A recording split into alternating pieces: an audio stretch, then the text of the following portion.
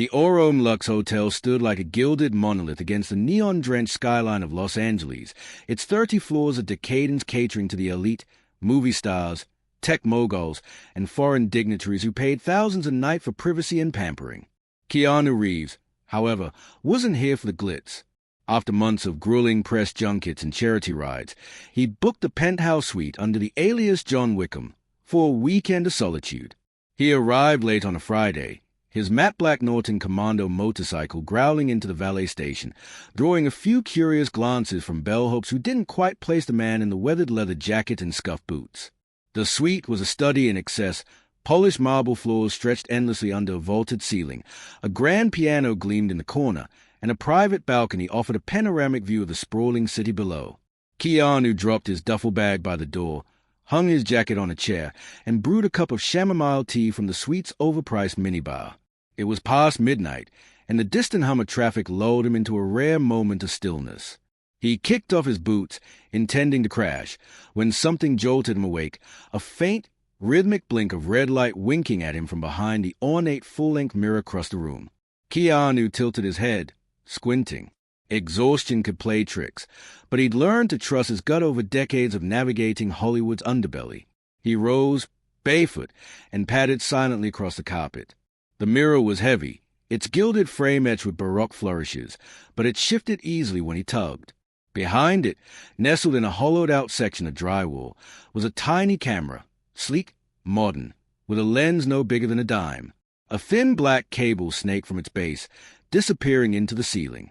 The red light pulsed like a heartbeat. "Whoa," he murmured, his voice a low rumble in the quiet. This wasn't a fluke.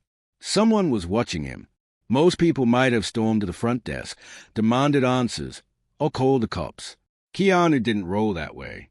He'd spent years honing a quieter kind of resolve, part philosopher, part reluctant hero.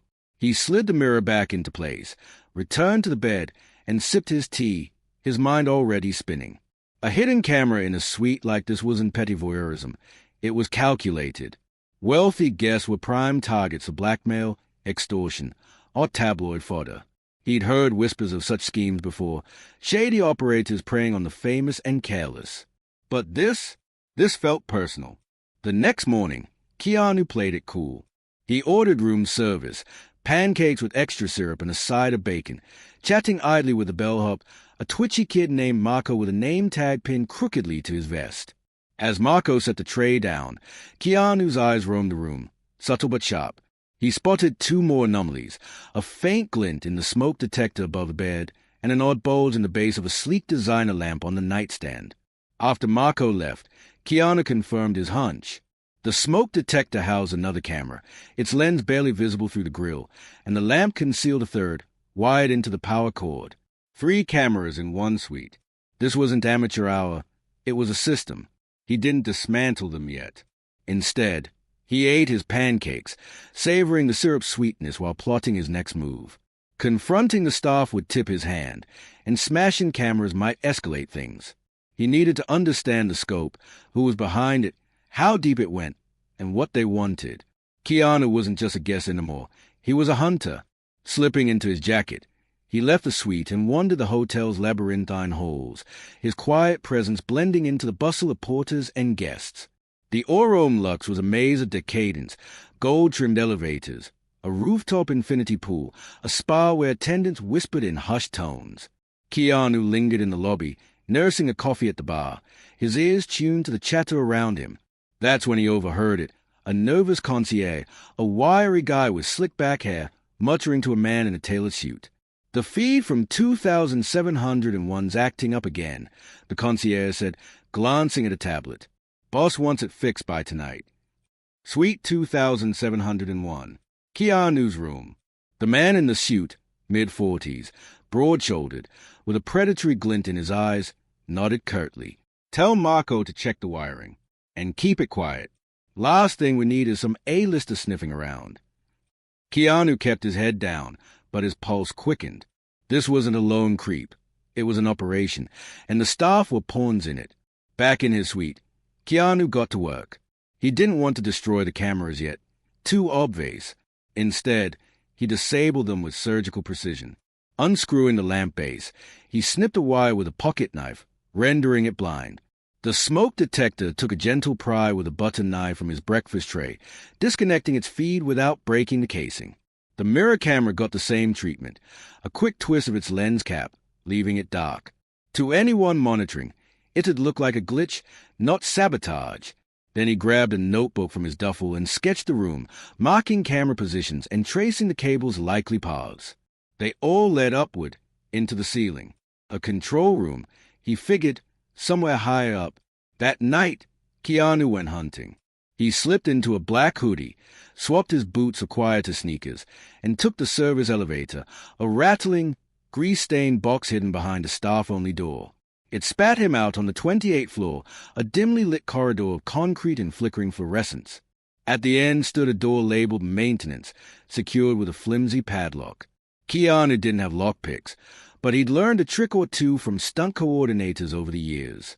A bent paperclip and a little patience popped the lock in under a minute. Inside was a nerve center straight out of a cyberpunk flick, a cramped room packed with monitors, a tangle of cables, and a humming server rack. Screens flickered with live feeds from dozens of suites, some empty, others showing oblivious guests in various states of undress or excess.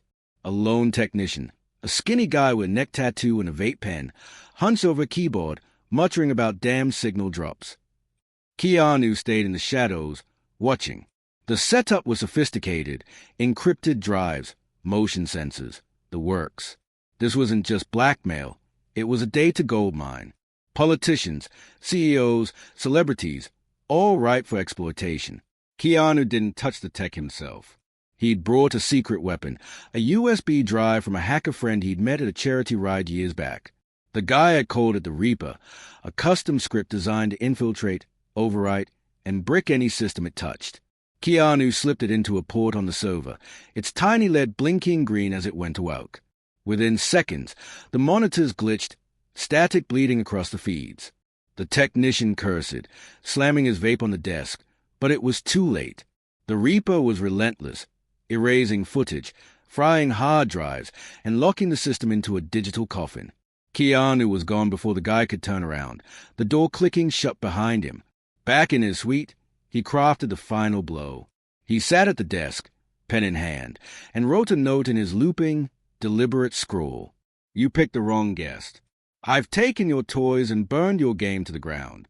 If I hear a whisper of this anywhere, on the street, in the news, anywhere, I'll find you. And I won't be this subtle next time. Breathe easy, but not too easy. Leave the city. Now. He taped it to the mirror, right where the first camera had been, and added a flourish, a single bullet casing from a prop gun he'd kept as a memento, rolling it across the desk as a silent promise. Then he'd pack his bag, checked out at dawn, and rode off on his Norton, the engine's roar swallowed by the waking city. By noon, the 𝗏𝗏 was a hornet's nest. The surveillance system was a smoking ruin, literally, as a server's overloaded circuit sparked in the maintenance room. The footage was gone, years of dirt on the rich and powerful reduced to corrupted bytes. The staff involved, Marco, the concierge, the shoot guy, and the technician, vanished without a word, their lockers emptied, their phones dead. Hotel management scrambled to cover it up, blaming a technical malfunction, but whispers spread among the remaining employees. A guest, a quiet man with kind eyes and a deadly edge, had outsmarted them all. The note, found by a trembling maid, was burned in a panic, but its words lingered like a ghost. Keanu, meanwhile, was halfway to 𝗡cie𝘁𝗶𝗰𝗲, the desert wind whipping past him. He stopped at a roadside diner, ordered a black coffee, and leaned back in the booth, a faint smile tugging at his lips. He hadn't done it for fame or revenge, just because it was right. The world kept turning, none the wiser, and that was fine by him. 2 weeks later, a cryptic post surfaced on a dark web forum. 𝗏𝗏 is dead. Someone hit it hard. Word is, it was a lone wolf. Respect. Keanu never saw it. He was too busy riding through the canyons, chasing the horizon, a man who dismantled an empire and left only silence in his wake.